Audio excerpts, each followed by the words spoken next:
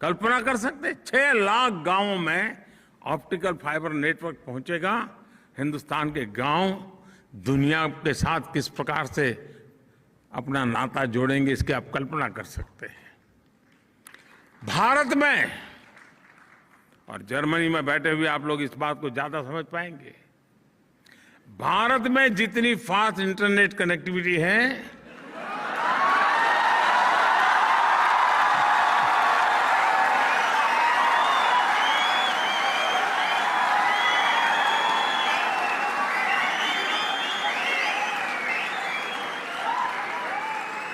और इतना ही नहीं, तालियां तो अब बजने वाली है। तालियां इस बात पर बजने वाली हैं कि जितना सस्ता डेटा है वो बहुत से देशों के लिए अकल्पनीय है।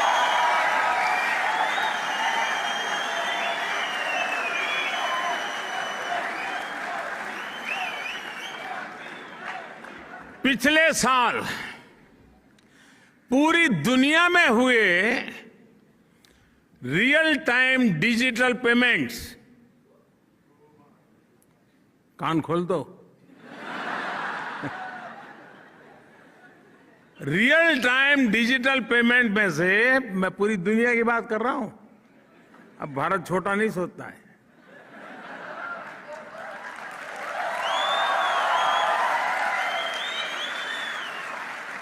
रियल टाइम डिजिटल पेमेंट में से 40% भागीदारी भारत की है।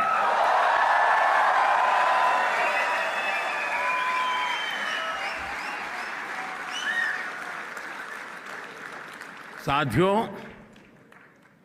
मैं एक और बात आपको बता दूं, जिसे जानकर पता नहीं आप बैठे रहेंगे कि नहीं बैठे रहेंगे, लेकिन आपको जरूर अच्छा लगेगा।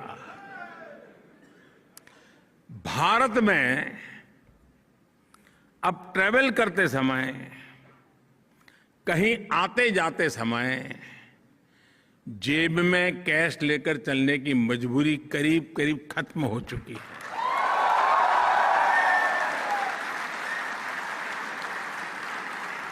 दूर सुदूर के गांव तक भी अपना मोबाइल फोन पर ही हर तरह के पेमेंट आपके लिए काफी है। दोस्तों,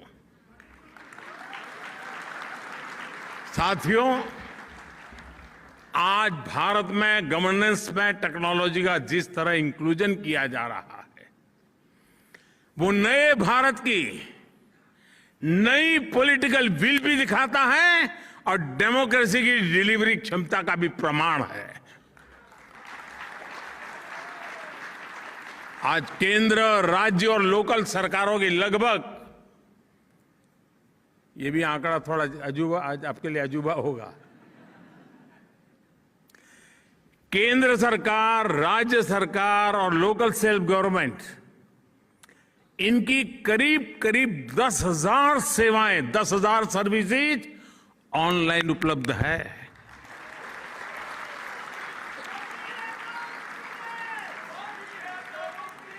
सरकारी मदद हो, स्कॉलरशिप हो, किसान को फसल की कीमत हो, सब कुछ अब डायरेक्ट बैंक अकाउंट में ट्रांसफर होते हैं।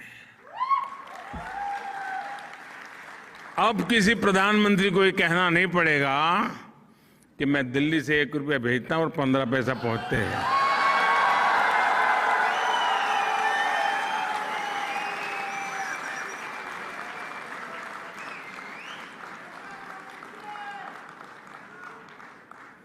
वो कौन सा पंजा था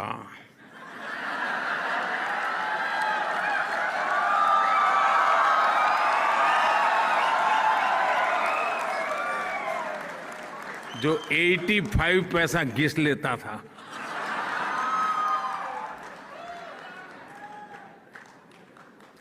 आपको ये जानकर भी अच्छा लगेगा कि बीते 7-8 साल में भारत सरकार ने आंकड़े याद रहेंगे, मैं इतना सारा बता रहा हूं।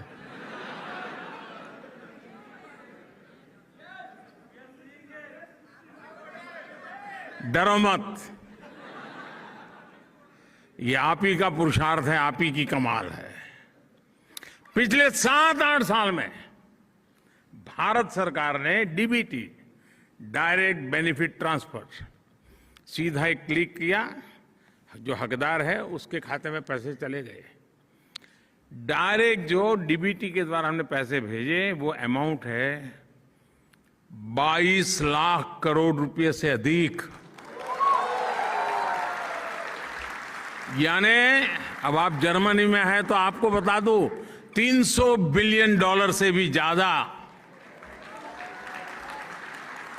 बेनिफिशियरीज के खाते में पैसे पहुंचे हैं। बीच में कोई बिचौलिया नहीं, कोई कट की कंपनी नहीं, कहीं कट मनी नहीं। इस वजह से सिस्टम में कितनी बड़ी ट्रांसपेरेंसी आई है और उसके कारण जो भरोसे की खाई थी, उस खाई को भरने का बहुत बड़ा काम इन नीतियों के कारण, इस नीयत के कारण और इस टेक्नोलॉजी के माध्यम से हो पाया है।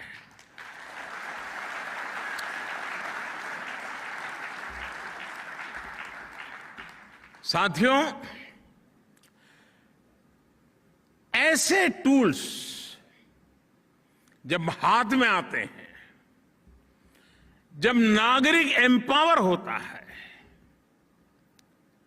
तो बहुत स्वाभाविक है वो आत्मविश्वास से भर जाता है।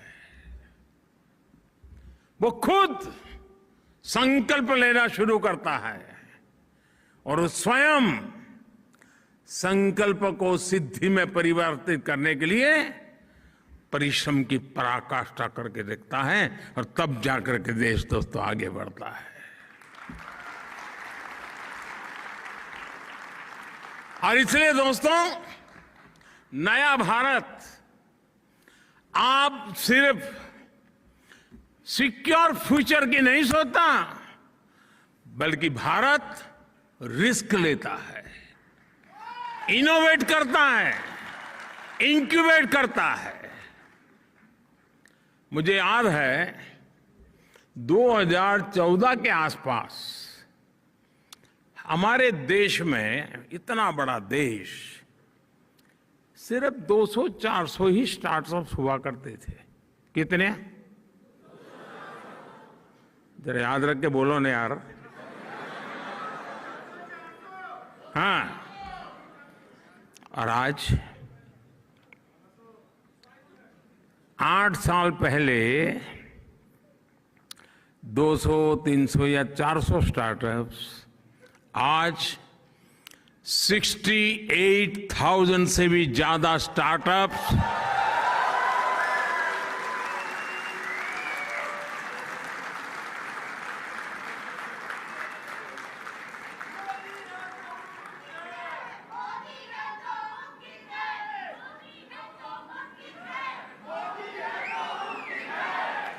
दोस्तों, मुझे बताइए, आपने सुनने के बाद कहां 400, कहां 68,000,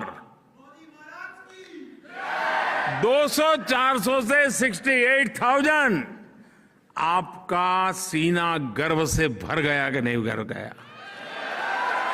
आपका माथा ऊंचा हुआ कि नहीं हुआ?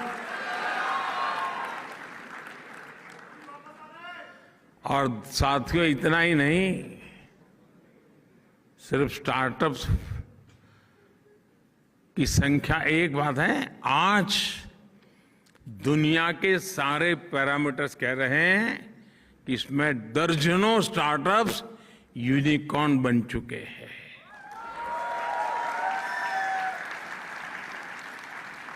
और अब मामला यूनिकॉर्न पर अटका नहीं है दोस्तों।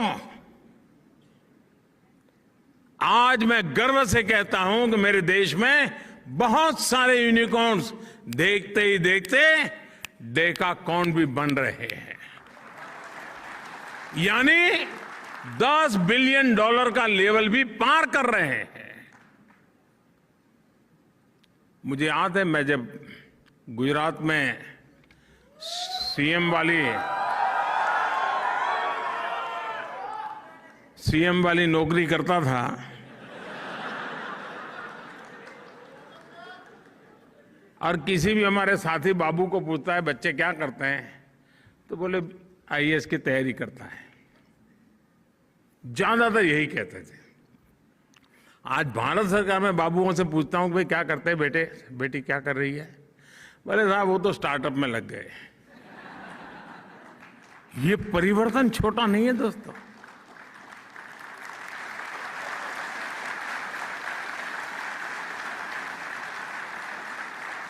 साथियों, मूल बात क्या है? मूल बात यही है, आज सरकार इनोवेटर्स के पांवों में जंजीर डालकर नहीं, उनमें जोश भर करके उन्हें आगे बढ़ा रही है।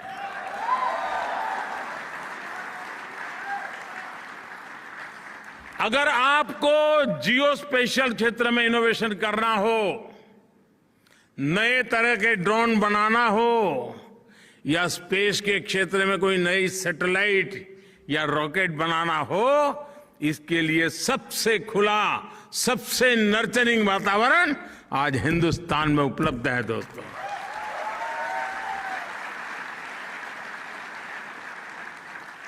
एक समय में भारत में कोई नई कंपनी रजिस्टर कराने चाहता था तो उसे रजिस्ट्री में कागज डालने के बाद वो भूल जाता था, तब तक रजिस्ट्री नहीं होती थी। महीने लग जाते थे। जब भरोसा बढ़ जाता है, सरकार का नागरिकों पर भरोसा बढ़ता है, नागरिकों का सरकार पर भरोसा बढ़ता है, अविश्वास की खाई खत्म होती है। नतीजा ये आता है कि आज अगर कंपनी रजिस्टर करनी है तो 24 घंटे लगते हैं दोस्तों, 24 घंटे।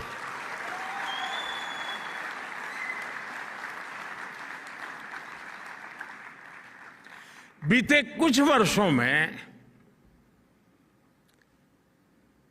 सरकार की एक आदत थी, एक चैम्बर हो ऑफिस का, 6 टेबल हो, नंबर 1 ने जनवरी में आपसे कुछ चीजें मांगी, नंबर 2 के टेबल वाला फरवरी में फिर वही मांगेगा, फिर नंबर 5 वाला टेबल फरवरी एंड में कहेगा यार वो कागज लाओ जरा, मुझे जरूरत है। यानी नागरिकों को लगातार हजारों की तादाद में दोस्तों कंप्लाइंट, ये लाओ वो लाओ, ये लाओ वो लाओ, और वो लेकर के क्या करते थे वो जाने और आप जाने। साथियों, आप हैरान हो जाएंगे, अब ये काम भी मुझे करना पड़ रहा है। 25,000 से ज्यादा कंप्लायंस खत्म किए हमने।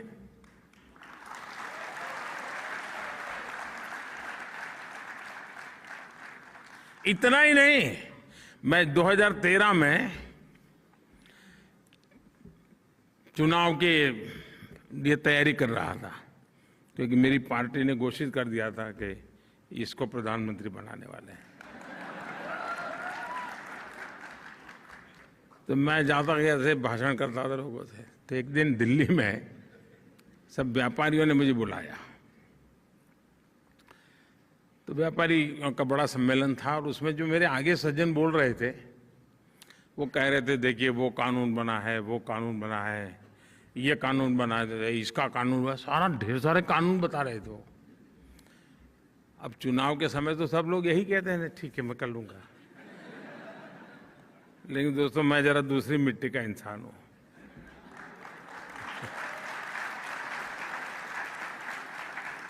तो मैं भाषण देने के लिए खड़ा हुआ, ये 2013 की बात है। मैं भाषण देने के लिए खड़ा हुआ, मैंने कहा भाई आप लोग कानून बनाने की बात करते हैं, मैं तो मेरा तो इरादा ही अलग है।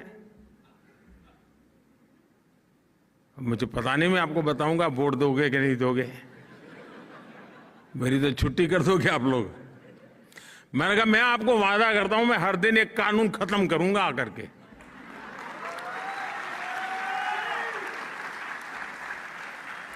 बहुत लोगों को आश्चर्य हुआ था कि ये इंसान को कुछ समझ नहीं है रहा सरकार क्या होती है, ऐसे ही माना होगा और क्या। लेकिन आज दोस्तों मैं आपको मेरा हिसाब दे रहा हूं, पहले 5 साल में 1500 कानून खत्म कर दिए दोस्तों।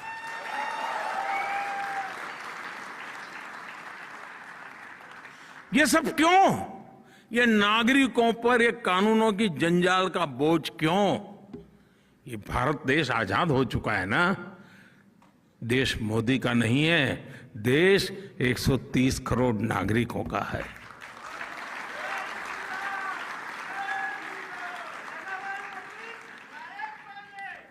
अब देखिए देश में पहले तो हमारा देश की विशेषता देखिए साहब, देश एक संविधान 2 थे।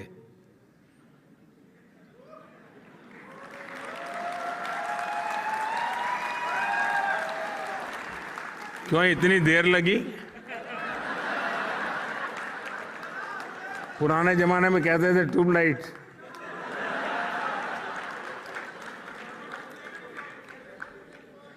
मालूम है ना 2 संविधान थे।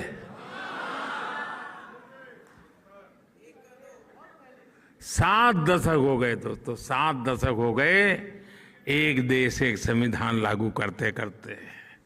अब लागू हुआ दोस्तों।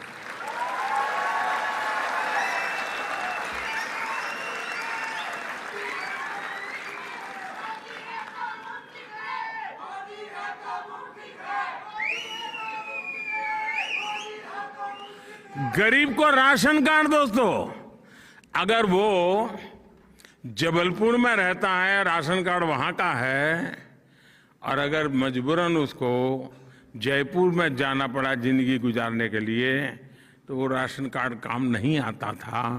देश एक ही था लेकिन राशन कार्ड अलग थे। आज 1 नेशन 1 राशन कार्ड हो गया।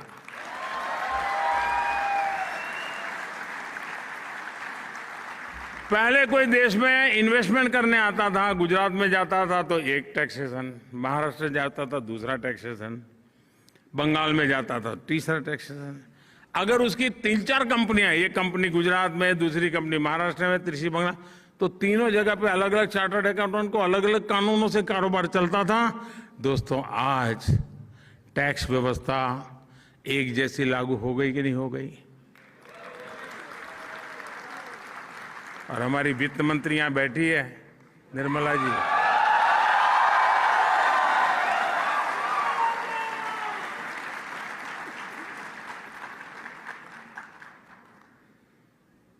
अप्रैल महीने में क्या हुआ मालूम है ना? जीएसटी का रिकॉर्ड कलेक्शन हो गया है 1,68,000 रुपीज, 1,68,000 करोड़। 1 नेशन 1 टैक्स की दिशा में ये मजबूती के साथ हुआ कि नहीं हुआ दोस्तों? साथियों, मेक इन इंडिया आज आत्मनिर्भर भारत का ड्राइविंग फोर्स बन रही है। आत्मविश्वास से भरा भारत आज प्रोसेस ही आसान नहीं कर रहा है, बल्कि प्रोडक्शन लिंक इंसेंटिव से इन्वेस्टमेंट को सपोर्ट भी कर रहा है। इसका बड़ा प्रभाव भारत से होने वाले एक्सपोर्ट पर भी दिख रहा है। अभी कुछ दिन पहले हमने $400 बिलियन एक्सपोर्ट का रिकॉर्ड तोड़ दिया।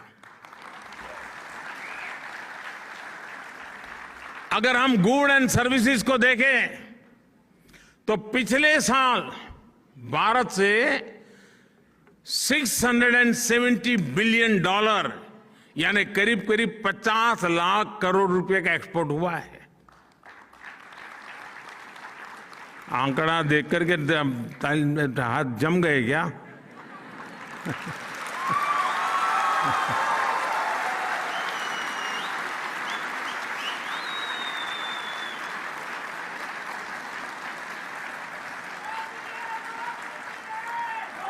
भारत के अनेक नए जिले नए नए देशों में नए नए डेस्टिनेशन पर एक्सपोर्ट के लिए अपना दायरा बढ़ा रहे हैं और तेजी से एक्सपोर्ट हो रहा है। और उसका एक मजा भी है, जो आज देश में बन रहा है ना, जीरो डिफेक्ट जीरो इफेक्ट के मंत्र से लेकर के चल रहा है कि प्रोडक्शन की क्वालिटी में डिफेक्ट नहीं है और प्रोडक्शन में एनवायरनमेंट पर कोई इफेक्ट नहीं है।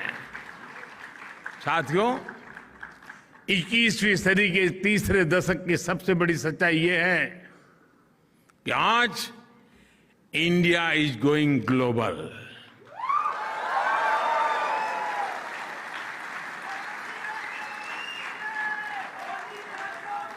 कोरोना के इसी काल में भारत ने 150 से ज्यादा देशों को जरूरी दवाइयां भेजकर अनेकों जिंदगियां बचाने में मदद की।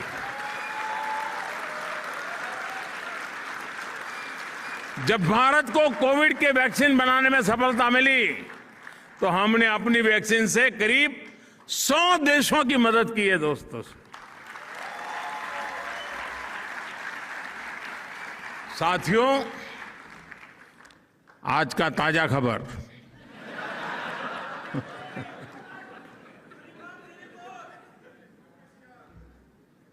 रुकावट के लिए खेद है।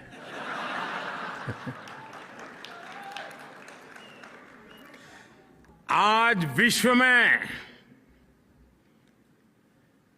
गेहूं की कमी का सामना दुनिया कर रही है। फूड सिक्योरिटी के लेकर के दुनिया में बड़े बड़े देश चिंतित है। उस समय हिंदुस्तान का किसान दुनिया का पेट भरने के लिए आगे आ रहा है।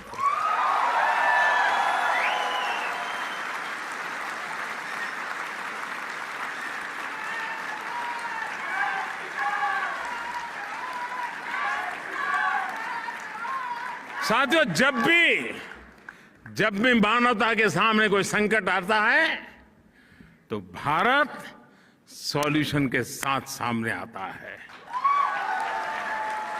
जो संकट लेके आते हैं, संकट उनको मुबारक, सॉल्यूशन लेकर के हम आते हैं, दुनिया का छाय छायकार हो जाता है।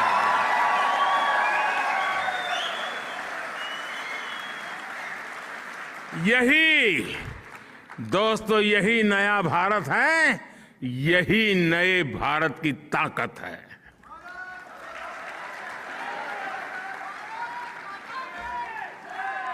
आप में से जो लोग वर्षों से भारत नहीं गए हैं, शर्मिंदगी मत महसूस करो,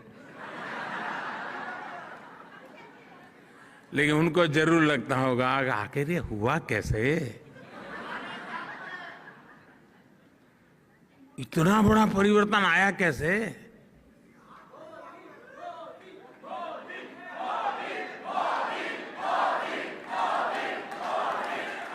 जी नहीं साथियों, आपका आंसर गलत है।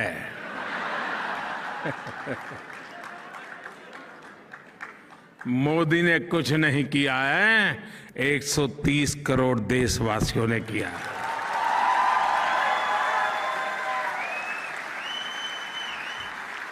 साथियों, ग्लोबल होते भारत में आपका योगदान भी बहुत होने वाला है, अहम होने वाला है।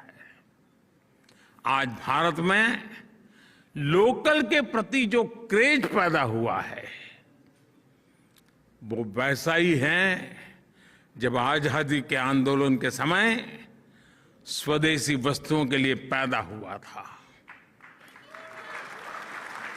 अरसे तक हमने देखा कि लोग ये बताया करते थे कि ये चीज हमने उस देश से खरीदी है, ये चीज उस देश की है, लेकिन आज भारत के लोगों में अपने स्थानीय उत्पादों को लेकर के गर्व की नई अनुभूति आई है।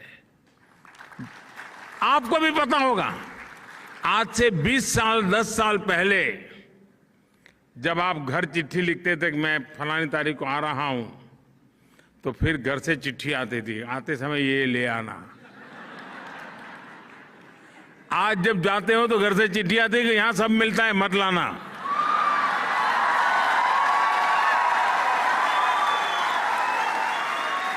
मैं सही बता रहा हूं कि नहीं बता रहा हूं? यही है ना।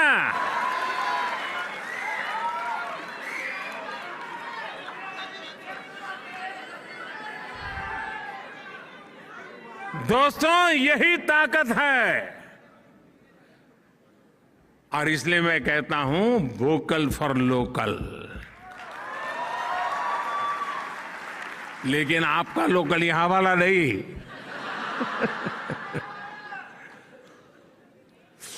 दोस्तों, ये जो दम पैदा हुआ है ना, इस चीज को बनाने में किसी भारतीय की मेहनत लगी है। उस हर प्रोडक्ट के किसी भारतीय के पसीने की महक है दोस्तों, उस मिट्टी की सुगंध है दोस्तों।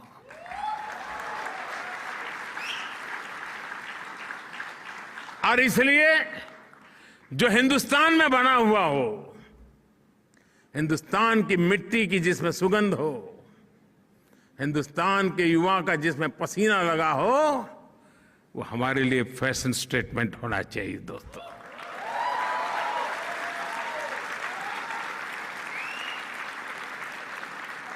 आप देखिए, एक बार ये फीलिंग अनुभव करेंगे ना, तो वाइब्रेशन अगल बगल में पहुंचते देर नहीं लगे लोगों। और फिर देखना जब जाओगे आप कि भी मैं हिंदुस्तान जा रहा हूं 10 दिन के लिए, तो यहां से लोग चिट्ठी देंगे कि वापस आते समय हिंदुस्तान से ले आना।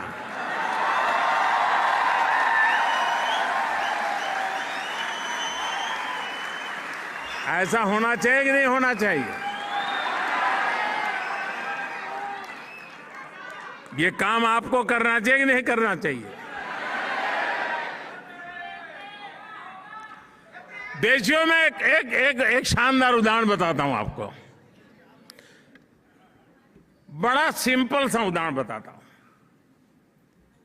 और मैं उदाहरण देना चाहूं खादी। आप में से सब खादी को जानते हैं।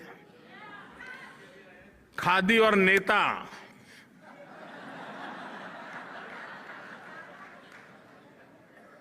चोली दामन का नाता था। नेता और खादी अलग नहीं होते थे। खादी आते ही नेता दिखता था, नेता दिखते ही खादी दिखती थी। जिस खादी को महात्मा गांधी ने जिया, जिस खादी ने भारत में आजादी के आंदोलन को ताकत दी, लेकिन दुर्भाग्य से आजादी के बाद उस खादी का भी वही हाल हुआ जो आजादी के दीवानों के सपनों का हुआ था। क्या देश का दायित्व नहीं था? जिस खादी से गरीब मां को रोजी मिलती है, जिस खादी से विधवा मां को अपने बच्चों को बड़ा बनाने के लिए सहारा मिलता था, लेकिन धीरे धीरे धीरे उसको उसके नसीब पर छोड़ दिया गया और एक प्रकार से वो मृत्यु के कगार पर आके खड़ा था। मैं मुख्यमंत्री बना तो मैंने बीड़ा उठाया। मैंने कहा, भाई आप बड़े गर्व से कहते हैं घर में किसी को कि मेरे पास ये फैब्रिक है, ये फैब्रिक है, ये फैब्रिक है, यहाँ की साड़ी है, यहाँ की साड़ी है, यहाँ का कुर्ता है, कहते हैं ना? हाँ, बोलो तो सही। अरे सच बोलने में क्या जाता है यार। तो मैं कहता था यार एक आध खादी भी तो रख लो, मेरे पास ये फैब्रिक है, खादी भी रख लो। साथियों, बात बहुत छोटी थी, लेकिन मैं आज देश के सामने सर झुकाता हूं। मेरे देश ने इस बात को भी गले लगाया और आपको जानकर के आज आनंद होगा, आजादी के 75 साल के बाद पहली बार जब देश आजादी का अमृत महोत्सव मना रहा है, इस वर्ष खादी का कारोबार 1 लाख करोड़ रुपयों को पार कर गया। पहली बार हुआ।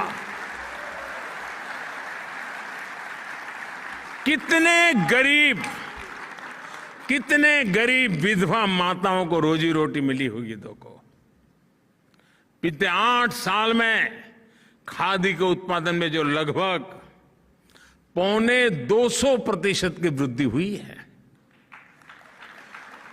और आप दायरा देखिए दोस्तों, मैं जिस मिजाज से स्टार्टअप की बात करता हूं ना, उसी मिजाज से खादी की भी बात करता हूं।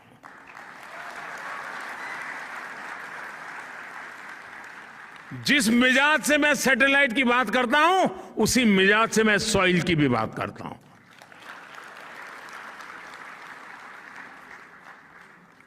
साथियों, आज मैं आप सभी से ये आग्रह करूंगा कि भारत के लोकल को ग्लोबल बनाने में आप भी मेरा साथ दीजिए।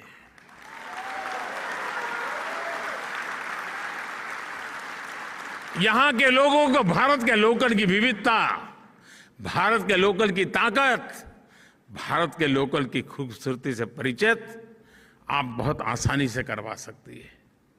सोचिए, दुनिया में इतना बड़ा इंडियन डायस्पोरा, हर देश में फैला इंडियन डायस्पोरा, और इंडियन डायस्पोरा की विशेषता यह है, जैसे दूध में शक्कर मिल जाती है ना, वैसा ही मिल जाता है ये।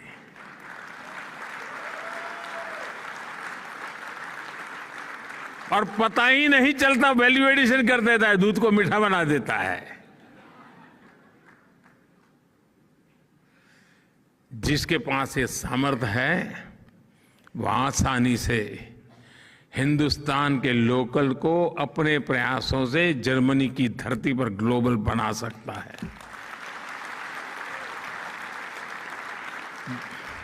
करोगे? कैसी आवाज दब गई? करोगे? कहने में क्या जाता है, मोदी जी कहां भी दोबारा आए। दोस्तों, मैं आप पे भरोसा करता हूं, आप करेंगे, मुझे विश्वास है। दोस्तों, मैं आपको एक और बात याद दिलाना चाहता हूं। हमारा योग हो, हमारा आयुर्वेद हो, हमारी ट्रेडिशनल मेडिसिन के प्रोडक्ट्स हो, आप कल्पना नहीं कर सकते इसका आज इतना पोटेंशियल है। आप हिंदुस्तान से हैं ऐसा कहते ही सामने वाला आपको पूछता होगा, योग जानते हो? पूछता है कि नहीं पूछता है? और आप कुछ भी नहीं जानते, सिर्फ नाक पकड़ना बता दोगे तो भी मानेगा हाँ यार ये मास्टर है।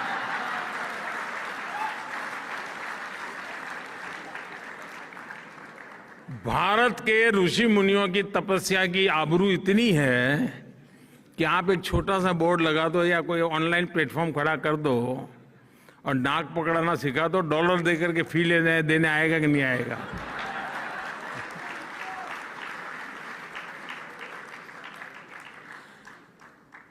क्या ब्रांड वैल्यू बनाई होगी अपने ऋषियों ने साहब, हैं? हजारों वर्ष पहले ऋषि मुनियों ने जो तप करके छोड़ दिया रास्ता, आज दुनिया गला लगा रही है। लेकिन क्या आप उसके साथ जुड़े हैं क्या?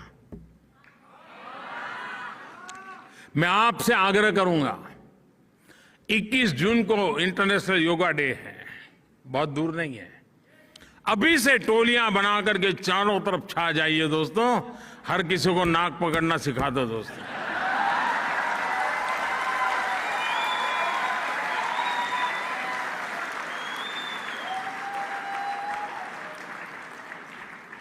नाक काटना नहीं सिखाना है। साथियों, आज आपके बीच एक विषय की चर्चा करना चाहता हूं, वो है क्लाइमेट एक्शन। भारत में क्लाइमेट चैलेंज से निपटने के लिए हम पीपल पावर से टेक पावर तक हर समाधान पर काम कर रहे हैं। बीते 8 साल में हमने भारत में एलपीजी कवरेज को 50% से आसपास से बढ़ाकर करीब करीब 100% कर दिया। भारत का एलईडी बल्ब, आप जर्मनी वाले हैं तो जरा बल्ब वाली बात जल्दी समझोगे। भारत का लगभग हर घर अब एलईडी बल्ब उपयोग कर रहा है। स्ट्रीट लाइट्स एलईडी हुए। उजाला योजना के तहत हमने देश में करीब करीब 37 करोड़ एलईडी बल्ब बांटे हैं, 37 करोड़। और एलईडी बल्ब का उपयोग ऊर्जा बचत के लिए होता है, एनर्जी सेविंग के लिए होता है। और आप जर्मनी में सीना ठोक करके लोगों को कह सकते हैं कि भारत ने एक छोटा सा परिवर्तन ला करके क्या किया है, और इसके कारण लगभग 48,000 मिलियन किलोवाट आवर बिजली बची है और प्रतिवर्ष करीब करीब 4 करोड़ टन कार्बन एमिशन कम हुआ है। 4 करोड़ टन कार्बन एमिशन कम हुआ है। आप कल्पना कर सकते हैं कि इस एक योजना ने एनवायरमेंट की कितनी बड़ी रक्षा की है। साथियों, ऐसे ही प्रयासों की वजह से आज भारत अभूतपूर्व स्तर पर ग्रीन जॉब्स के क्षेत्र में एक नया क्षेत्र खोल रहा है, आगे बढ़ रहा है। मुझे खुशी है कि भारत और जर्मनी ने भी क्लीन एनर्जी को लेकर एक बहुत बड़ी पार्टनरशिप की तरफ कदम उठाया है। साथियों, आजादी के अमृत महोत्सव में हमने क्लाइमेट रिस्पॉन्सिबिलिटी को नेक्स्ट लेवल पर ले जाने का भी फैसला किया है। मैं आपको एक उदाहरण देता हूं। भारतीयों ने देश के हर जिले में, हर डिस्ट्रिक्ट, यानी आप अंदाज कर सकते हैं जी क्या क्या मैं बता रहा हूं। हर डिस्ट्रिक्ट में 75 नए अमृत सरोवर बनाने का संकल्प लिया है, तालाब बनाने का। यानी देश में करीब करीब आने वाले 500 दिवस में, 500 डेज में 50,000 नए वाटर बॉडीज बनेंगे, पॉन्ड्स बनेंगे, या तो पुराने पॉन्ड को पुनर्जीवित किया जाएगा।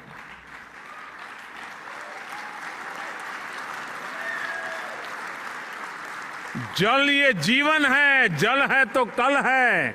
नारे तो बहुत अच्छे लगते हैं, लेकिन जल के लिए भी तो पसीना बहाना पड़ता है। दोस्तों, क्या आप इस अभियान से जुड़ सकते हैं? आप जिस गांव से आए हैं, उस गांव में एक तालाब बने, उस तालाब बनाने में आपका भी सहयोग हो, आप भी उनको प्रेरित करें, और आजादी के अमृत महोत्सव में अमृत सरोवर बनाने में दुनिया में फैले हुए हर हिंदुस्तानी का योगदान था। आप कल्पना कर सकते हैं आपको कितना आनंद होगा।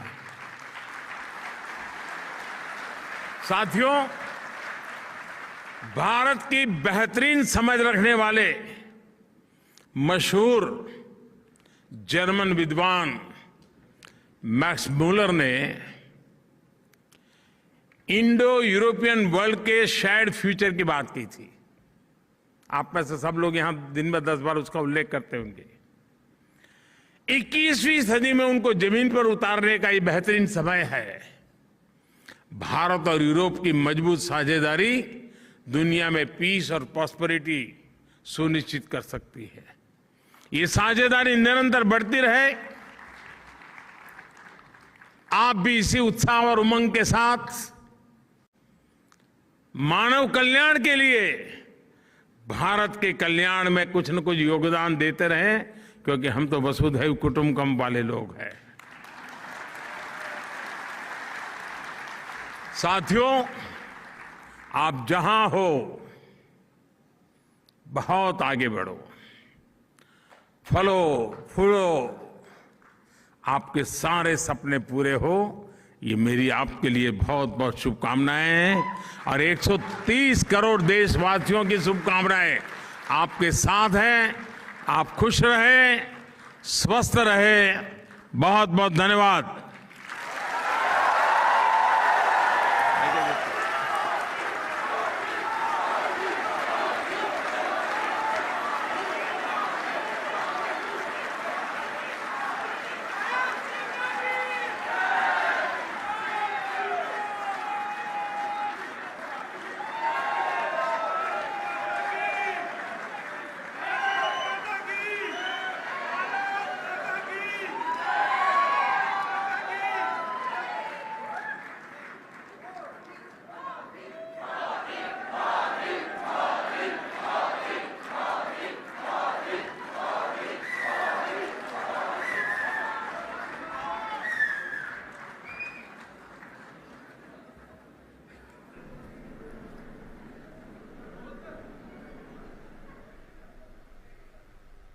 तो सीधे दृश्य आप देख रहे थे। प्रधानमंत्री नरेंद्र मोदी ने बर्लिन में भारतीय समुदाय को संबोधित किया। प्रधानमंत्री ने वहां पर जो भारतीय समुदाय मौजूद था उनके उत्साह को बढ़ाते हुए उनका हौसला अफजाई करते हुए बताया कि किस तरह से जो भारतीय समुदाय है देश के कोने कोने में और विदेशों में जो भारतीय समुदाय है उसका कितना महत्व है और वो कितना महत्व दे सकता है नए भारत के योगदान में, नए भारत को आगे बढ़ाने में।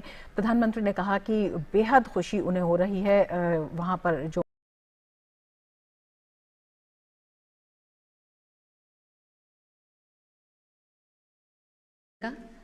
स्वागत करते हैं honourable chief justice of India justice Shri N V. Ramana ji, माननीय केंद्रीय विधि एवं न्याय मंत्री Shri Kiren Rijiju ji, honourable justice Shri U Lalit ji तथा माननीय केंद्रीय विधि एवं न्याय राज्य मंत्री प्रोफेसर एस.पी. सिंह बघेल जी का।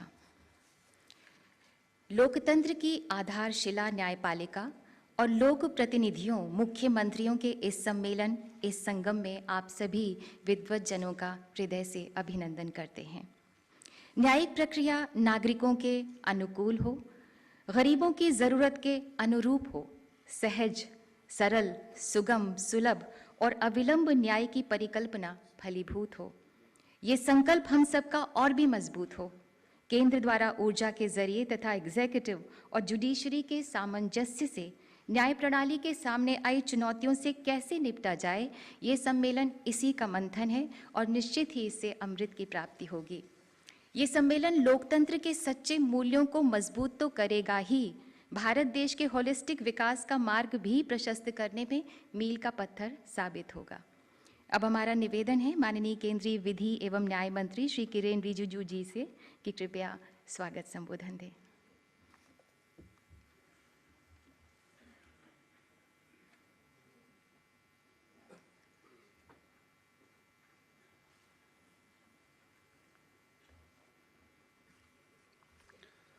नमस्कार। Honorable Prime Minister of India, Shri Narendra Modi ji, Honorable Chief Justice of India, Shri N.V. Ramana ji, Honorable Chief Ministers of States, Honorable Judges of the Supreme Court of India, Lieutenant Governors of Union Territories, Honorable Chief Justices of High Courts, former Chief Justice of India, learned Attorney General, learned SG, other senior law officers, my colleagues from Department of Justice, senior officers, friends from media, ladies and gentlemen.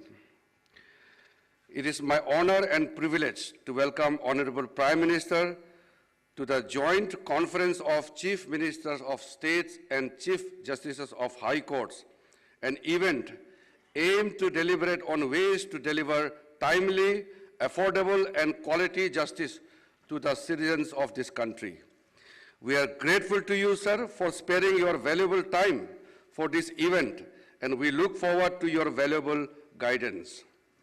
I extend a hearty welcome to Honorable Chief Justice of India to this confluence of heads of executive and judiciary. With great pleasure, I extend a warm welcome to Honorable Chief Ministers of States, Honorable Judges of Supreme Court, Lieutenant Governors of UTs, Chief Justices of High Courts, and other dignitaries. This august gathering here today is reflective of our collective commitment towards the guiding principles of this government, Sabka Saath, Sabka Vikas, Sabka Vishwas, Sabka Prayas. I am particularly energized by the presence of the Chief Ministers of the states and Chief Justices of High Courts in this conference. Your participation together can give shape and operate the idea of good governance and administration of justice. You are best placed to understand the challenges faced by the common man and measures that are needed to be adopted for enhancing access to justice in this country.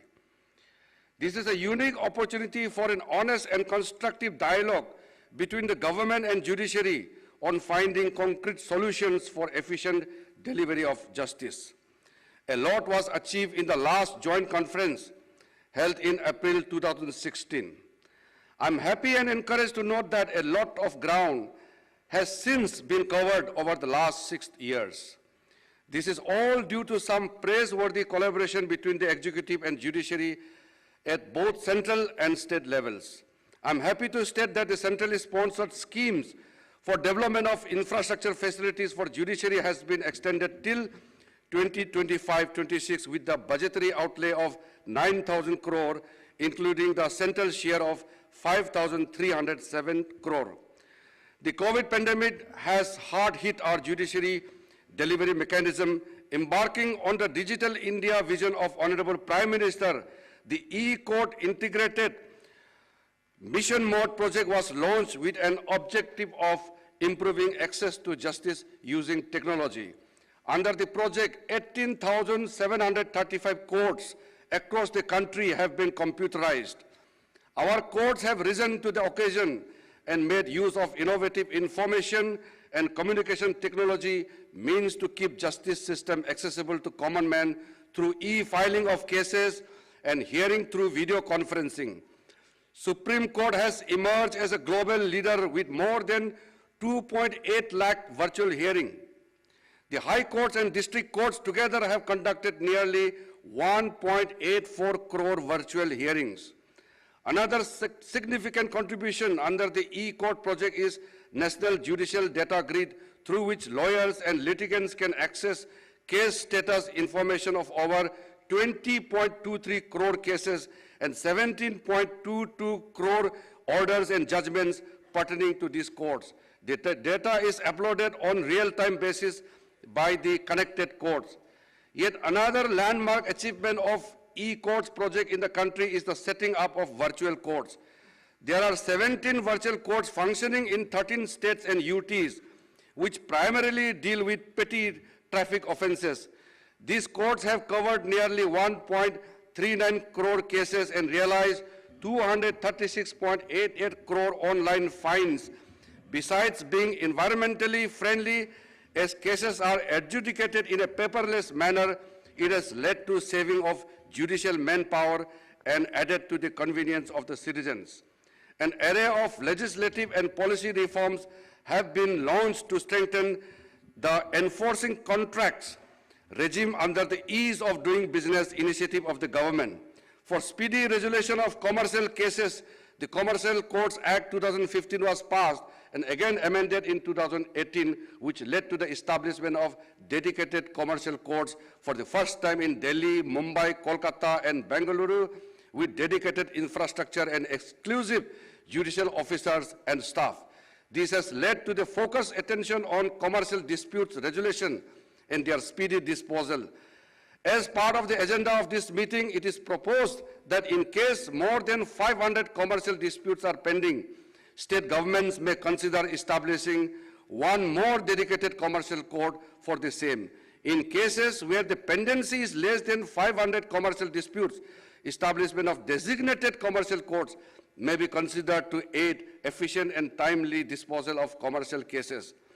Emphasis has been made to promote alternative dispute resolution mechanism. The Mediation Bill 2021 is introduced in the Parliament, which is in furtherance of the endeavor of the government to provide parties to a dispute an efficacious remedy avoiding recourse to litigation. I take this opportunity to laud the efforts of NALSA in taking steps to introduce online filing of pre-institution mediation and organizing e-lok adalats, especially during pandemic. I particularly laud all the panel lawyers, paralegal volunteers under SLS, DLSS, and Taluka level state authorities for their outstanding contribution in spreading legal awareness and providing legal aid to citizens in remote corners of the country. I am very happy to inform that Department of Justice is entering into an agreement with NALSA with an aim to create a synergy between schemes, especially Telelaw and Nyay Bandhu. This agreement will facilitate expansion of telelaw services through trained lawyers in every district of the country. I request all the states and union territories to extend their wholehearted support in reaching the unreached. I would like to remind that in order to ensure free and fair delivery of justice, it is extremely important that court complexes work in a safe and sound environment. I request the state government to ensure adequate security to the judges and court complexes. I also urge all other officials of the courts, including the bar associations, to create a conducive and enabling environment in maintaining the decorum of the court and court complexes. I am confident that under the able guidance of Honorable Prime Minister and Honorable Chief Justice of India, we will be able to uphold constitutional principles of justice, equality and fairness entrusted to us. I have been personally influenced deeply by the philosophy of integral humanism and the concept of Antyodaya, propounded by Pandit Dindayal Upadhyay, which means rise of the last person, which also means justice to the last man standing. This brings me to the end of my welcome address, which strongly endorsing the view of the first Law Minister of India, Dr. B.R. Ambedkar, who said, justice is another name of liberty, equality, and fraternity. Thank you very much. Jai Hind.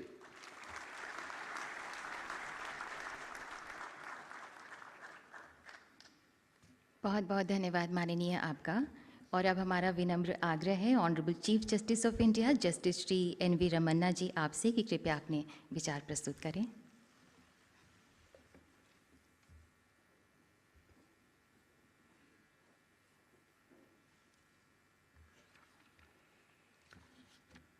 Honorable Prime Minister of India, Sri Narendra Modi ji, Honorable Union Minister for Law and Justice, Sri Kiran Rijiju ji, Brother Justice U.V. Lalit, Sri S.P. Singh Baghela, Minister for State for Law and Justice, Chief Ministers and Ministers from different states, Brother and Sister Judges of the Supreme Court, Sri K.K. Venugopal, Learned Attorney General, Chief Justice of different High Courts, Lieutenant Governors, Judges of High Courts, Chairpersons of the Tribunals, Land Solicitor General, Additional Solicitor General, Law Officers, Judicial Officers, Media persons, other distinguished guests, ladies and gentlemen, Namaskar.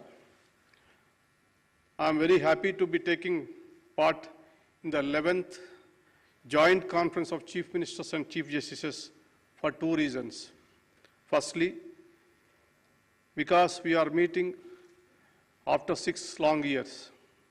Secondly, among us, the public representatives, this is an opportunity for us to learn from your rich experience, knowledge, and wisdom that you have acquired in public life. You are the live link with the people. In your own way, each one of you is a great opinion builder. Those in public life often come across the grievances of people, including those relating to the judiciary. You are the best placed to enlighten us about the expectations of the people. It is your experience in the field that is going to help us to understand ground realities. I am eagerly looking forward to collaborating with you in identifying and addressing the existing challenges to improve the functioning of the judiciary. All of us are constitutional functionaries, and we abide by the constitutional mandate. The role assigned to each of us needs no reiteration. The Constitution provides for separation of powers between the 3 organs, clearly outlining their sphere of functioning, delineating their power and responsibilities.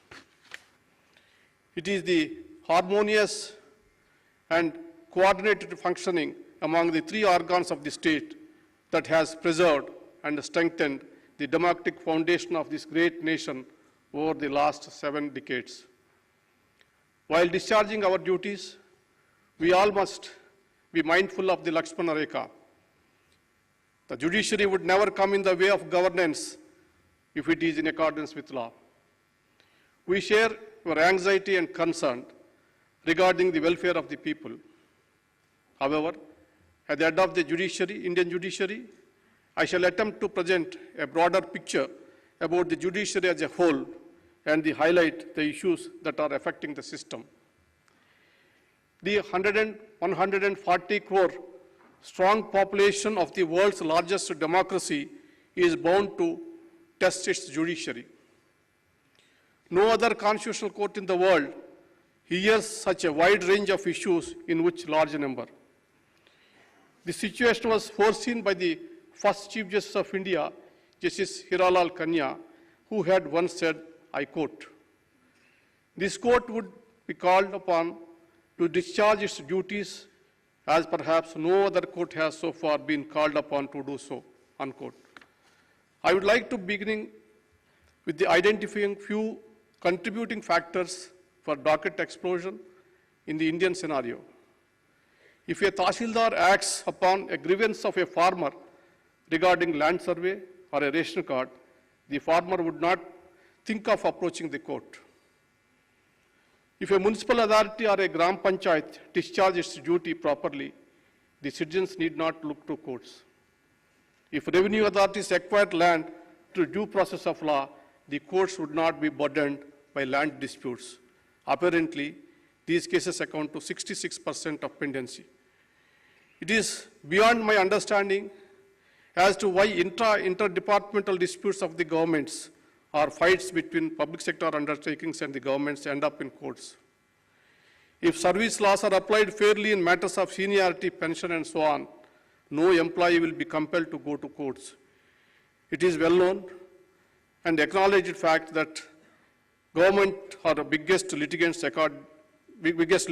according to the statistics, it is nearly 50% of the cases. If police investigates properly, fairly, if illegal arrests and custodial torture comes to an end, then no victim will have to approach the courts. Abiding by law and constitution is the key to good governance. However, this is often ignored. The opinions of law departments are not sought in the rush to implement executive decisions. Lack of people, special public prosecutors and standing counsels and the government pleaders in courts is one of the major concerns which needs urgent remedy. The decisions of the court are not implemented by governments for years together. The resultant contempt petitions are a new category of burden on the courts, which is a direct result of defiance by governments. Deliberate inaction by the governments, despite judicial pronouncements, are not good for the health of democracy. The judiciary is also confronted with the issues of the executive, willingly transferring the burden of decision-making to it. Although policy-making is not our domain, but if a citizen comes to the court with a prayer to address his grievance, the courts cannot say no. At times, ambiguities in legislation also add to existing legal issues. If the legislature passes a law with clarity of thought, foresight, and with people's welfare in mind, the scope of litigation gets minimized. The legislature is expected to solicit the views of the public and debate the bills clause by clause, threadbare, before enacting a law. When I expressed concern about the passing of laws without much legislative scrutiny on the 15th August last year, I was misunderstood by some quarters. Let there be no doubt, I have the highest regard for the legislature and the elected representatives. I value the role played by each of them in our democracy, right from a ward member to a member of parliament. I was merely pointing towards certain deficiencies. Interestingly, my sentiments of law making in India were shared by none other than the Honorable Lok Sabha Speaker, Sri Om Birla, who reportedly a few weeks back, I quote, "Law should be made after thorough debates and discussions, incorporating the needs of the aspirational sections of the society," unquote. Based on these principles, one can safely summarize that often litigation is triggered because of two major reasons. One is non-performance by various wings of the executive. Second is the legislature not realizing its full potential. I am sure you will all agree with me that these are avoidable burdens on judicial system. On various occasions, I have elaborated on the complexities involved in these issues. I am aware that there are certain concerns with the judicial system also. with regarding to timely delivery of justice and pendency. Pendency is often blamed on the judiciary. Due to paucity of time, I cannot explain the same in detail now. But a keen look at the websites of the courts will give you an idea about the huge workload on judges. The number of cases filed and disposed on each day is unimaginable. The rising number of frivolous litigations in an area of concern. For example, the well-meaning concept of public interest litigation is at times turning into personal interest litigation. No doubt, PIL has served a lot of public interest. However, it is sometimes being misused to stall projects or pressurize public authorities. These days, PIL has become a tool for those who want to settle scores or corporate rivalry. Realizing the potential for misuse, courts are now highly conscious in the entertaining of the same. This conference is an occasion for us to introspect and contemplate solutions. I have been a strong proponent of Indianization of the justice delivery system. By Indianization, I mean increasing accessibility by molding the system to suit the needs and sensibilities of the Indian population. It is a multi-dimensional concept. It calls for inclusivity, providing access to justice, removal of language barriers, reforms in practice and procedure, development of infrastructure, filling up of vacancies, augmenting the strength of the judiciary, and so on. I am of the firm belief that judicial infrastructure, both in terms of personal and physical infrastructure, needs urgent attention. With the expanding economy and growth in population, the caseload is rising alarmingly. There is severe gap between the existing infrastructure and the projected justice needs of the people. The environment of some courts, in some district courts, is such even lady advocates feel apprehensive about entering courtrooms, let alone female clients. Courts, being temples of justice, should be welcoming and carry the requisite dignity and aura. To standardize and improve judicial infrastructure, I have been focusing on the creation of a special purpose vehicles, namely National Judicial Infrastructure Authority and the State Judicial Infrastructure Authorities in the lines of NALSA and SALSA. Let me make it very clear, this is not about funds. I must acknowledge that the Union government has been making reasonably budgetary allocations through its centrally sponsored schemes for this purpose. The data since the inception of the scheme since 1993 to 94 suggests that allocated funds remain underutilized due to procedural difficulties. The time has come to move on from the present ad hoc committees to more streamlined, accountable, and organized structure. I want to dispel apprehensions emerging from certain sections on this proposal. The proposed authorities are not aimed at usurping the powers of any government. The proposed authorities will have representation from all the stakeholders. It must, however, be acknowledged that it is the judiciary which understands best its own needs and requirements. Hence, the present proposal aims to bring infrastructure development under the supervision of special purpose vehicles to be headed by the respective Chief Justices and involve the representatives of central and state governments. Another important factor in promoting access to justice is filling up of the vacancies, increasing and sanction strength of judges. Yesterday, at the Supreme Court Bar Association event, the learned Attorney General Sri K.K. Venugopal also highlighted the issue of vacancies and pendency, expressing concern about the large number of vacancies at different levels in the judiciary. He said, I quote, "How do you expect that we would be able to even make a dent in the pendency of cases?" Unquote. As on today, out of 1,104 sanctioned posts of High Court judges, there are 388 vacancies.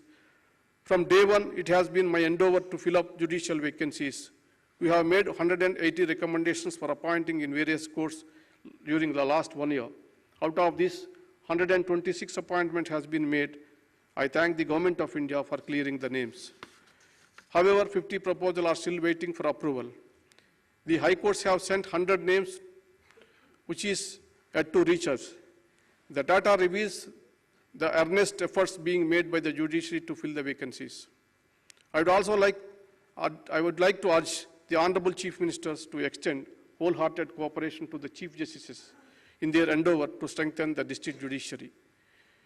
When we last met in 2016, the sanction strength of judicial officers in the country was 20,811. Now it is 24,112, which is an increase of 16% in 6 years. On the other hand, in the corresponding period, pendency in district courts have gone up 2 crores 65 lakhs to 4 crores 11 lakhs, which is an increase 54.64%. This data shows how inadequate the increase in the sanction strength is. Unless the foundation is strong, the structure cannot be sustained.